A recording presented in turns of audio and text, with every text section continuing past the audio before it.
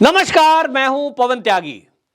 दिल्ली के मुख्यमंत्री केजरीवाल जी को बड़ा झटका दिल्ली के एलजी वीके सक्सेना जी ने दिया है और उन्होंने बाकायदा 97 करोड़ रुपए सरकारी खजाने में 15 दिन के अंदर जमा करने का आदेश सुनाया है। मामला है विज्ञापन का और आरोप यह है केजरीवाल की सरकार पर कि उन्होंने सरकारी खजाने से पार्टी के लिए विज्ञापन कराए। वो जो विज्ञापन थे, सरकारी विज्ञापन बताकर जो फंड दिया गया, उसमें सरकार के नाम पर पार्टी का विज्ञापन किया गया और इसकी लेकर शिकायत जब दर्ज हुई, उसकी जांच हुई और जांच रिपोर्ट में यह खुलकर सामने आया कि वाकई में लगाए गए आरोप सही हैं। सरकारी खजाने का पैसा आम आदमी पार्टी के विज्ञापन पर खर्च हुआ है और इसको लेकर एलजी साहब ने सख्त आदेश दिया। और आपको बता दें 97 करोड़ रुपए टोटल बनता है ब्याज लगाकर, जिसमें से कुछ राशि पहले जमा करा दी गई है और बाकी राशि लगभग 50 करोड़ से ऊपर की है, वो अभी जमा होनी है। इसके बाद आपको बता दूं, मुख्य सचिव को ये आदेश दिए गए हैं एलजी के द्वारा कि आप इस पैसे को 15 दिन के अंदर सरकारी खाते में जमा कराएं। ये अपने आप में एक बहुत बड़ा झटका है और ये पहले से एक चर्चा है कि जिस तरह से अरविंद केजरीवाल जी बार बार टीवी पर आते थे। आप याद करिए कि दुनिया कोरोना में भारतीय जनता पार्टी और बाकी दल जमीन पर लोगों की सेवा में उतरे हुए थे और केजरीवाल जी टीवी पर हर 15 मिनट नहीं तो हर 5 मिनट में उसका ऐड आ रहा था। जनता भी ये सवाल उठा रही थी कि केजरीवाल जी का इतना ऐड न्यूज चैनलों पर क्यों आता है। कहीं ना कहीं अपनी खामियों को छुपाने के लिए ऐड का सहारा ये न्यूज चैनल को देकर लिया गया और ये समझ में लोगों के आ गया कि न्यूज चैनल दिल्ली की कमियों को क्यों नहीं उजागर कर रहे हैं। यहां जो मौत के आंकड़े थे, जो शमशान घाट पर शवों की भीड़ लगी थी, लाइन लगी थी, वेटिंग 4-4, 5-5 घंटे की चल रही थी, उसके पीछे जो कुव्यवस्था थी, वो अगर भारतीय जनता पार्टी के लीडर ना दिखाते तो शायद मीडिया तो कभी दिखाता ही नहीं। आज लोगों को समझ आ गया, उसमें सरकारी पैसे का दुरुपयोग हुआ। ये एलजी साहब की कमेटी ने खोला और उन्होंने जांच करने के लिए 2016 के बाद के विज्ञापनों के लिए कमेटी बनाई और on contact regulation in government advertising CCRGA इसके पास ये जांच के लिए भेजे थे और उसमें यह सुनिश्चित किया गया कि जो सुप्रीम कोर्ट की गाइडलाइन है, क्या उसके तहत ही सारे विज्ञापन दिए गए। तो सुप्रीम कोर्ट की गाइडलाइन बिल्कुल स्पष्ट है कि सूचना एवं प्रसारण निर्देशालय को यह कहा गया है कि आप जो है अनुचित विज्ञापन यदि करेंगे तो उसकी आपको जेब से यानी सरकारी खजाने से आपको कोई विज्ञापन देना है तो उसमें कोई भी किसी नेता का फोटो या कुछ और नहीं होना चाहिए और इसीलिए यह अनुचित विज्ञापन माना गया। और इसमें आपको बताएं, सूचना एवं प्रचार निर्देशालय ने 2017 में आम आदमी पार्टी को 42.26 करोड़ रुपए जमा कराने के लिए आदेश दिया था क्योंकि अनियमितता पाई गई थी। सुप्रीम कोर्ट के जो कानून है उसका उल्लंघन पाया गया था, लेकिन 2017 से लेकर अभी तक कोई पैसा जमा नहीं कराया गया, ऐसा आरोप लगाया गया है।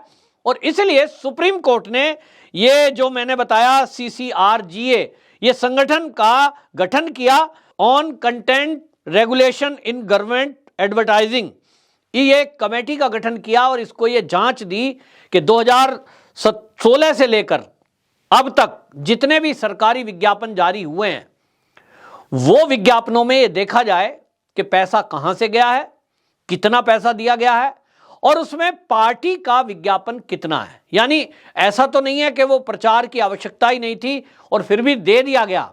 तो यहां आपको बताएं, भारतीय जनता पार्टी भी इसमें जो है आरोप लगाती रही है केजरीवाल पर कि सरकारी खजाने का दुरुपयोग हो रहा है। उदाहरण के लिए भारतीय जनता पार्टी के लीडरों ने कई बार ऑब्जेक्शन किया है।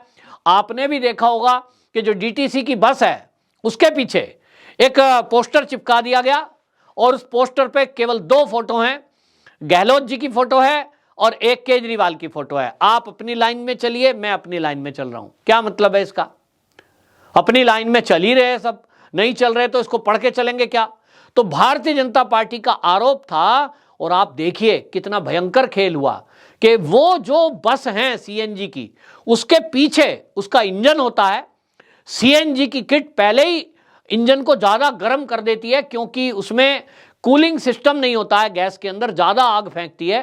और जो जाली लगी हुई है बस के पीछे, वो जो डिक्की जिसको आप बोल सकते हैं, वो जाली स्पेशली पीछे की तरफ इसलिए लगाई गई डीटीसी की बसों में ताकि वहां से हवा जाती रहे और वो इंजन कूल होता रहे, आग लगने की संभावना ना हो, बस की परफॉर्मेंस कम ना हो।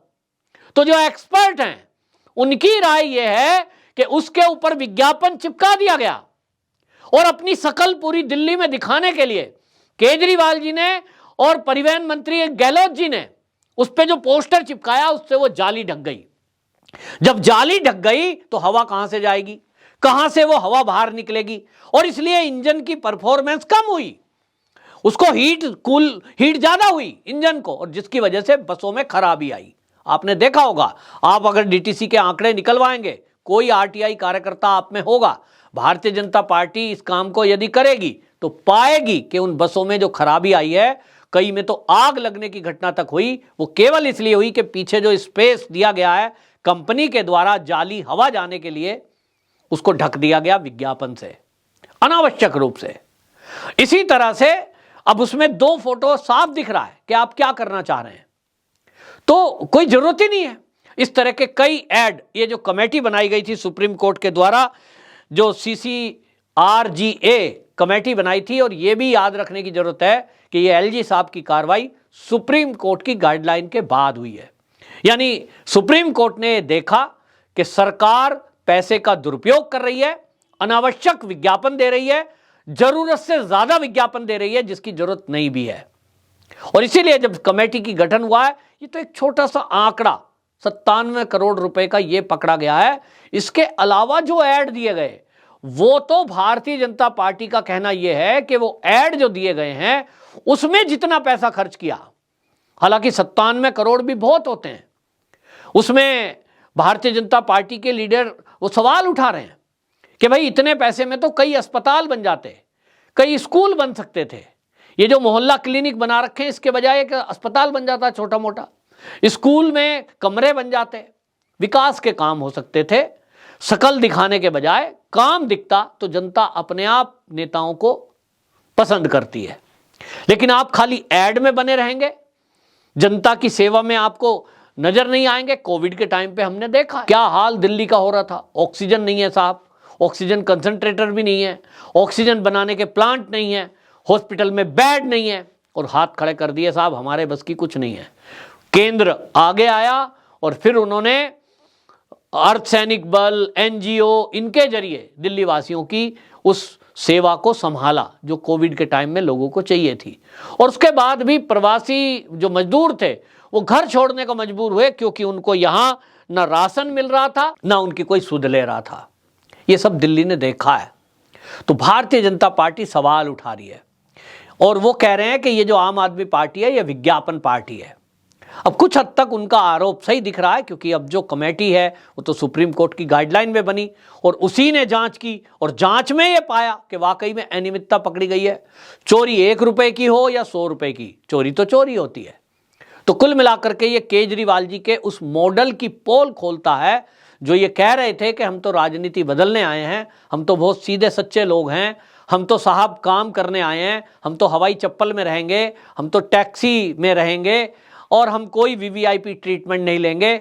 अब एक के बाद एक खुलासे होते जा रहे हैं कि मंत्री जेल के अंदर भी अगर बंद हैं किन्हीं आरोपों में, वहां भी VVIP ट्रीटमेंट हो रहा है।